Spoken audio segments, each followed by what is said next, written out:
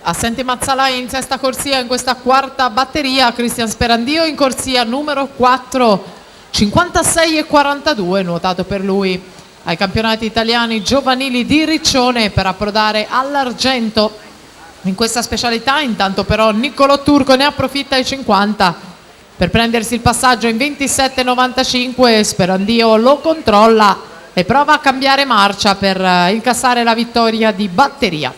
Per la prima delle tre junior femmine, Cecilia Nasci 2001 team in 1, Alice Ottone Nottoli Nuoto in 2, Altea Burlina Leo Sport in 3, Katia Cagnato Veneto Banca Montebelluna, la campionessa italiana giovanile in carica dei 400 misti in 4, in 5 Gaia Cristan Gorenica Radovlica e in 6 Aurora Munaro Gabbiano, Alice Volpato in 7 Antares, in 8 Faustina Frena Piave Nuoto. Intanto Cristian Sperandio 59,57.